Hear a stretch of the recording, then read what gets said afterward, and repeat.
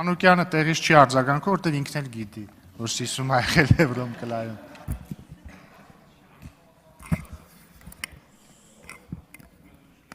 Հարգելի գործընկերներ, սիրելի հայրենակիցներ, շատ լավ հնարավորություն է արդեն 1 տարի, 1 ամիս հեծի հետ կապված ձգվող այդ հակաօրինական, չգիտեմ, բարեկրթության սահմաններում օգտագործվող բոլոր տերմիններով, այսպես բոլոր տերմինները պարունակող գործողությունները այս ամբիոնից ներկայացնելու մի պարզ պատճառով, որովհետև չենք ունեցել այն հարթակը երբեք, ամենայն դեպս ես այս ամեն ինչը ներկայացնելու համար։ Նախապատմությունը հետևյալն է, 2015 թվականին հիշում եք երևի, որ հեծը կառավարվում էր ոչ Կարապետյանների կողմից, ոչ պարոն Կարապետյանի կողմից, նախորդ սեփականատերը դիմեց հանրային ծառայությունների կարգավորող հանձնաժողով 17.08 դրամ թանկացնելու համար։ Ես այդքան միամիտ չեմ, որ հավատամ, որ այս իշխանությունը 8 տարվա ընթացքում երբևէ որևէ մեկը չի զեկուցել հեծի վիճակի մասին։ Եթե անտեղյակ եք, դա ինձ թվում է ավելի մեծ խնդիր է, քան տեղյակ եք ու չեք ցույց տալիս։ Որովհետև հեծը ռազմավարական նշանակություն ունեցող ընկերություն է, բնականաբար պետք է տեղյակ լինի գոնե հատուկ ծառայությունների միջոցով։ Ինչ է կատարվել։ 17.08 դրամ բարձրացնելու ժամանակ ձեզնից շատերն էլ, եթե չեմ սխալվում, գեներացրեցիք Էլեկտրիկ Երևան շարժումը։ Էլեկտրիկ Երևանի ճնշման ներքո նախորդ իշխանությունները բարձրացրեցին ընդամենը 7 դրամով։ Եվ տնտեսագետներ ունեք, կարող եք ուսումնասիրել, եթե չգիտեք, եւ ընդամենը մնացել էր 3-4 ամսվա կյանք հեծին, որովհետեւ այդ պայի դրությամբ 36 միլիարդ դրամ պակասորդ ուներ եւ անհրաժեշտ էր 17 դրամ թանկացնել, որպեսզի հեծը սնանկության չգնա։ Հիմա այս պարագայում պետությունը գնաց մի քայլի, լավ են արել, վատ են արել, դա ես չեմ քննարկում, ինձ դա չի վերաբերվում։ 7 դրամ թանկացրեց եւ փորձեց գտնել մարդ, ով կլինի հայ, ով կլինի Հայաստանի հողին կպած հայ, ոչ թե շատ ներողություն արտահայտությանս, մենք ունենք, դուք էլ երևի կիմանաք, այսպես ասած շուրտված հայեր, ու ծագումով հայ են, Հայաստանի տեղը չգիտեն, ընդհանրապես կապ չունեն Հայաստանի հետ։ Եվ այդ հայը Սամվել Կարապետյանն էր, որին նախորդ իշխանությունները, կառավարությունը խնդրել են, ինձ թվում է այդ հայտարարությունները տեսած կլինեք, բառից բուն իմաստով, որպեսզի նա ձեռք բերի հեծը։ 15 թվականի հոկտեմբերին հեծը ձեռք բերելուց չի եղել որևէ ակնկալիք, որ շահույթ կարող է լինել։ Դա ես ասում եմ իմ եւ պարոն Կարապետյանի խոսակցությունների ժամանակ, երբ որ ինձ առաջարկվում էր 15 թվականին Երևան քաղաքի տնօրենի պաշտոնը։ Եղել է հետևյալ խոսակցությունը. հնարավոր է արդյոք 0-0 կանգնել, բայց այս ամեն ինչով հանդերձ պարոն Կարապետյանը հայտարարել է, որ չեմ թանկացնելու հոսանքը, որպեսզի պատկերացնեք շատ կարճ։ Եթե հոսանքը թանկանում է, պետք է տեսնել ով է թանկացնում։ Իշխանության մեջ կան մանիպուլատիվ մարդիկ, որոնք մանիպուլյացիոն հայտարարություններ են անում եւ գցում դաշտ, որ հոսանքի որևէ թանկացում կատարվում է հեծի կողմ։ Այդպիսի բան չի եղել 10 տարվա ընթացքում 0 դրամա հեծի նախաձեռնությամբ թանկացվել։ Թանկացնողը պետական իբրև թե անկախ մարմին է, հիմա կհիմնավորեմ, եւ այնտեղ առաջարկներ են ներկայացնում կամ հանձնաժողով իր նախաձեռնությամբ թանկացնում է հոսանքը։ Հեծը երբևէ չի դիմել, որպեսզի հոսանքը թանկացվի։ Դրանից հետո մենք բազմաթիվ ճարակ ասեմ ժամանակը հերիքի, դրանից հետո բազմաթիվ համակարգեր ենք ներդնում, ասկոյի համակարգ, այդ թվայնացված, որպեսզի ամբողջ ինֆորմացիան միանգամից առանց տեսուչի ներգործության քաշվի, մոտավորապես $700 միլիոն ներդրումներ են կատարվում, որից հետո այսպես գալիս ենք հասնում ենք 2025 թվականին պարոն Կարապետյանի հայտարարությունը։ Ինչ եմ ասում 25 թվականի պարոն Կարապետյանի հայտարարությունը, որտեղ այստեղ խոսվեց 24 թվականին լսումներ են եղել, 24 թվականին լսումներ եղել ձեր կողմից ընտրված, ձեր ամենայն դեպս փաստացի կոնտրոլի տակ գտնվող հանրային ծառայությունների կարգավորող հանձնաժողովի նախագահ պատասխանել է ձեր հարցերին։ Հեցի ներկայացուցիչ ինչի չեք կանչել, դուք գիտեք, դուք էլ ընդունեցիք, որ չեք կանչել։ Դրա համար ես բերում եմ 25 թվական Կարապետյանի հայտարարությունը իր պաշտպանություն եկեղեցու, որից հետո այս դահլիճում կոլեգիալ մարմինի ոչնչացումով հանրային ծառայությունների կարգավորող հանձնաժողովը կոլեգիալ մարմին է, յուրաքանչյուր որոշում ընդունում է կոլեգիալ։ Դուք բերեցիք այստեղ իմիջիալոց ԿՊ խմբակցության նախաձեռնությամբ, այդ դուք մտածեք ինչի կառավարությունը այդ նախաձեռնությամբ հանդես չեկա, որովհետև պատմությունը դա գնահատելու է, միգուցե քրե իրավական գնահատական կտրվի տեղ ապագայում։ Եվ ԿՊ-ն օրենսդրական նախաձեռնությամբ հանդես եկավ, որ կոլեգիալ մարմնի ղեկավարին, հարգելի սիրելի հայրենակիցներ, խնդրում եմ այստեղ ուշադրություն,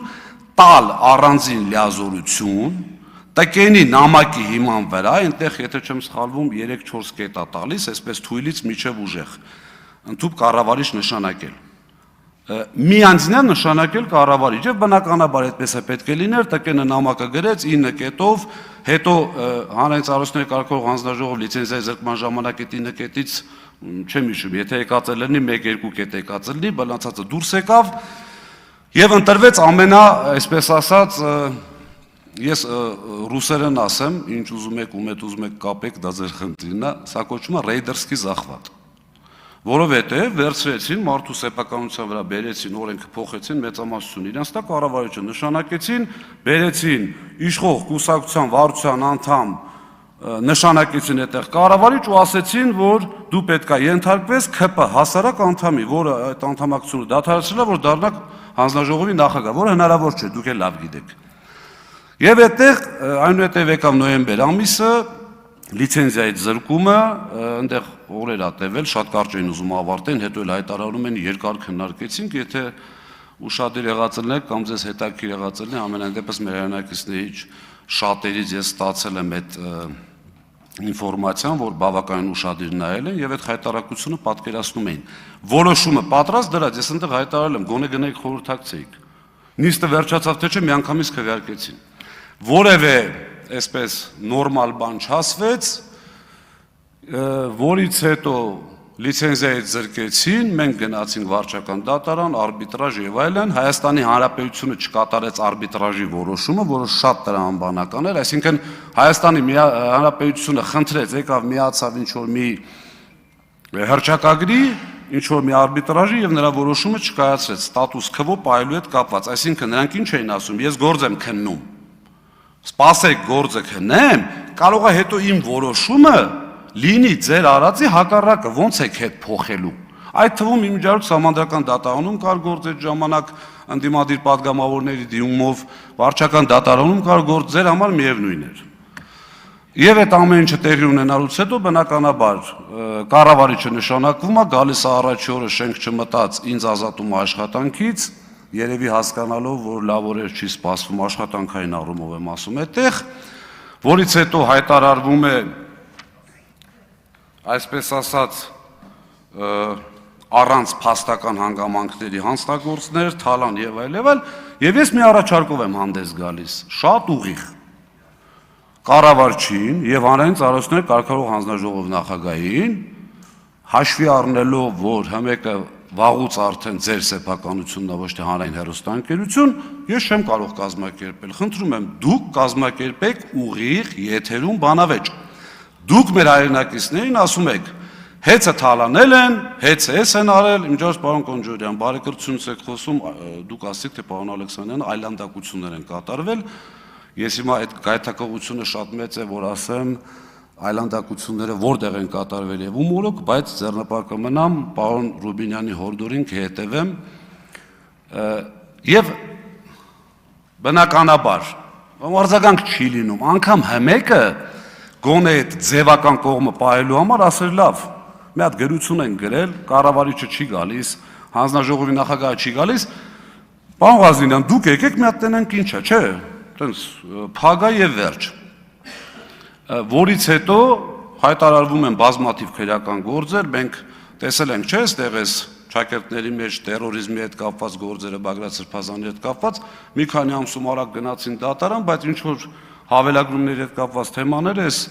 մի տարիա քննվում, հələ չգիտենք ինչ։ Այսինքն շատ պարզ էր, որ այստեղ ընդամենը պետք էր փորձել կամ ձեր կարծիքով հաջողել, որը իմ կարծիքով չի ստացվել նաև մեր հասարակության, ես մի հարց տամ էլի, մենք կարող ենք խմբակցության անունից հիմա գումարել։ Որովհետև Դուք հիմա խոսեք, եթե հիմա խմբակցության ղեկավարն ինձ ասի, որ գրություն կուղարկեն, շատ լավ խմբակցության անունից շարունակեք։ Բայց կզրկվեք վերջում խմբակցության անունից ելույթից, դա իմաց։ Շարունակեք։ Եվ դրանից հետո արդեն կատարվում է այն ինչի դեմ դուք պայքարել եք։ Առաջին հերթին դուք, ինչպես նաև մեր ժողովրդի միստվար զանգված։ Սկսեցին ազատվել աշխատակիցները ըստ ցուցակների, բառից բուն իմաստով, ով կապ ունի Կարապետյանների հետ, ում ընդհանրապես Ղազինյանը ճանաչելով, չճանաչելով բերել գործի, պատասխանը շատ պարզ էր, մեր հետ էս թե չէ, ուղիղ, այնքան ուղիղ, իմիջիայլոց ձեզ ասեմ, որ ունեմ ինֆորմացիա եւ այնտեղից դուսեկով մարդիկ են ասել, բնականաբար ոչ մեկ այսօր չի գալու ստեղից ասի, հայտնվի այնտեղ, որտեղից ես եմ դուրս եկել շատ արագ, որ կառավարչի սեղանի վրա դրված են եղել մարդկանց, այսպես ասած, պատմությունները, ոնց է կոչվում այդ, անձնական գործերը, ԱԱՑ-ի այդ բանով, թղթի վրա։ Հիմա բնականաբար այդ ամբողջ ինֆորմացիան ունենալով հանդերձ ու եղել են մարդիկ, մեր ուրախություն մեզ, որ դավաճանությունները այդ առումով շատ քիչ են, այո, եղել են մարդիկ, որոնք համաձայնվել են այդ պայմաններին, մնացել են ճիշտ է, դետակից SMS են գրում, դեկաներեք եւ այլ, բայց Աստված իրանց հետ ամեն մեկ իր հացի հարցն է լուծում։ Ուրեմն դրանից հետո բազմաթիվ առաջարկներ, եղբայր, եկեք, ընդունում հանձնում անենք։ Դուք 6800 աշխատակից ունեցող, մինչև $1 միլիարդ ընկերություն, արժեք ունեցող ընկերություն եք խլում։ Իմիջիայլոց ձեզ ասեմ, այդ խլելն էլ պետությունը չէ, իշխանությունը ձերն է, դրա համար եք խլում։ Այլ պարագայում դուք մեզնից ոչ մի բան չեք կարող խլեք։